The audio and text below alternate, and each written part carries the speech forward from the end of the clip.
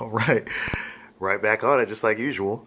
Like I tell people all the time, the entirety of biblical prophecy has been fulfilled. Not a jot, not a section, not a paragraph, not a passage of biblical prophecy awaits fulfillment for the future. You live inside the new heaven and new earth that was prophesied in Revelation 21 and 22, as well as Isaiah 65 and 66. You live there in the new heaven and new earth, whether you believe me or not. The biggest issue in the Bible is imagery language. Individuals are reading hyperbole, imagery, idioms. What other words can we use? Similes, metaphors.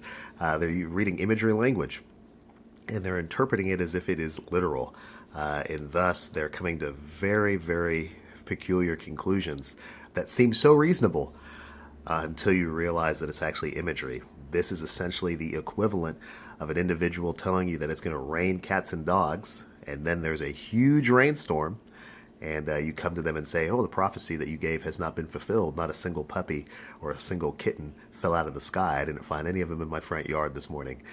And that's kind of what's going on inside the Bible. The Bible is written in a very poetic fashion. Think about Jesus. Jesus is constantly speaking in parables, metaphors, imagery. And this is the way that prophecy works in the Bible. This is the nature of a biblical prophecy.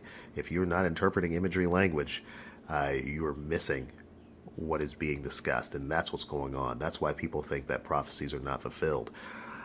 Continuing along in the same vein, we're going to discuss here another aspect, which is John the Baptist. You know, I consider John the Baptist to probably be the most underrated, least recognized prophetic character, if you will, in the New Testament storyline. You know, the significance of this guy is just amazing. I've talked about this a little bit before. A few weeks ago, I had an article up about John the Baptist in the wrath that he spoke of. He's the first guy actually in the New Testament to say brood of vipers regarding the Pharisees, the entire order, the Jewish authority structure that existed in that day, which, by the way, has been destroyed since 70 AD, does not even exist to this day. You know, but another aspect of John the Baptist that is known, but at the same time kind of unknown, is that John the Baptist is the prophesied Elijah. You know, when you look at the prophecy discussing Elijah, you realize that he is supposed to come before the Messiah. And then after these two guys are there, then there is the day of the Lord. There's not a humongous gap between Elijah coming, the Messiah coming, and the day of the Lord. It's all 1, 2, 3. They're very, very close to each other. And I bring up to people all the time that one of the aspects we tend to miss when we read the text is just how significant the generation that Jesus is a part of is. Look at all the people that are in this generation. You have Jesus. You have John the Baptist. They're just a few months apart as far as birth is concerned. They're in the same generation of people. But look who else is inside this generation. All the disciples, you know, as well as Paul. These guys are all part of the same generation of people. But look who else is in this generation. All the wicked people. The people that kill the Messiah. The people who persecute and destroy and kill the disciples. They're all part of the same generation of people. Jesus tells you on numerous instances, it blows me away sometimes the amount of times that I read this text and missed it.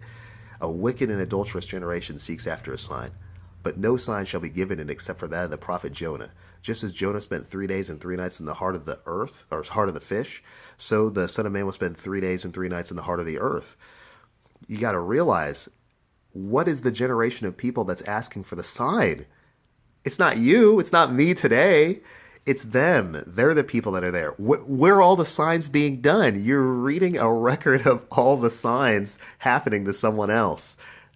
They're all people that lived 2,000 years ago. The wicked and adulterous generation that seeks after a sign is the wicked and adulterous generation deserving judgment, deserving punishment, deserving the wrath of God. And we're reading about them right there in the storyline, and somehow we miss the fact that they're the ones that are the wicked generation. But one of the most significant things is that John the Baptist is the prophesied Elijah. The prophecy says that every mountain will become a valley, and every valley will become a mountain, and all the rough places will be made smooth, and all the crooked places will be made straight. And a person reads this, and again, they focus in all on the what of the prophecy. They say, have any of these things happened?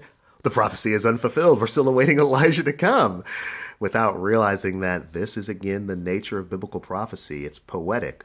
What's being discussed is a change in order, a change of the way things are being done. What was highly exalted is going to be brought low. What was low is going to be exalted. This is, again, the storyline of the people who were supporting the Messiah. They are not highly exalted individuals, but they're exalted in the end because they were correct. The prophecy comes true. It's not about physical land. You should really consider that when it comes to a statement that Jesus made about heaven and earth passing away. Same sort of situation, not discussing the literal heaven or the literal planet Earth. And this is a lot of difficulty for people. You start to realize, even as this understanding grows,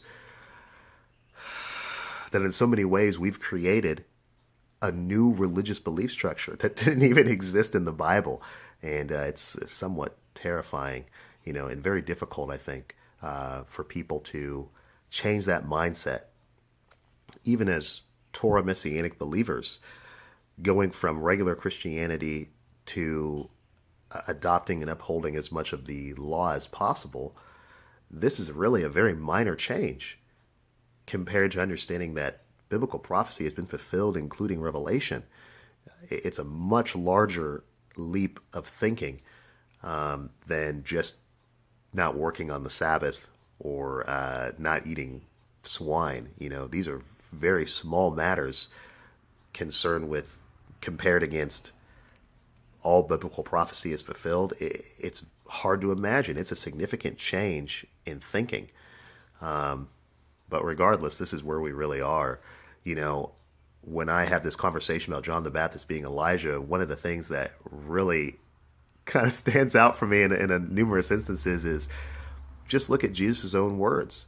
Matthew 17, Matthew 11 are the ones that kind of come to mind immediately in my mind.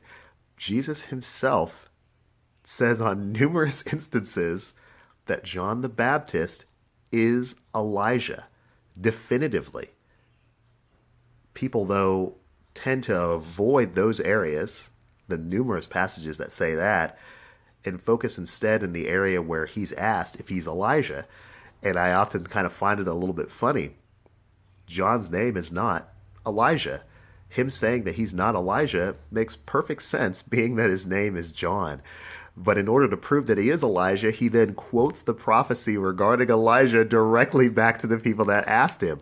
They ask him, who are you? He says, I am the one crying aloud in the wilderness. He's telling you who he is. John the Baptist is prophesied to be Elijah before he's even born, before he's conceived even. It's amazing. Of all the people that are, think of who's born in the New Testament storyline. There's really only two significantly recorded births. It's Jesus and John the Baptist. John the Baptist is the prophesied Elijah. Elijah's already come. It's amazing. You look at, I think we will refer to as Orthodox Judaism, and you'll find that I think during Passover they have a tradition where they actually set a place at the table for Elijah. They're awaiting Elijah to come, just as they're awaiting the Messiah to come. Meanwhile, we have the record. Elijah already came, and the Messiah already came. Why are we biting off this Jewish lie that the Messiah has not come yet? He has not fulfilled the prophecies. They misunderstand the prophecies just like Christianity does. What else could I probably add on here? As usual, I've got the link down there to the article where all this is explained in detail. But yeah, that's really it, guys. John the Baptist is the prophesied Elijah. You're not awaiting the return of Elijah at all, just like you're not awaiting the return of the Messiah. What's going on here is imagery language is not being interpreted as imagery language. And hey, if you're not able to interpret imagery language inside the Bible, you are going to come to some very, very strange conclusions. And I've been there. I've been on the other side of this situation. So I do understand the difficulty of coming to realize that these events are fulfilled. But that is where we are. We got to move forward. So yeah, that's it, guys. We'll see you later.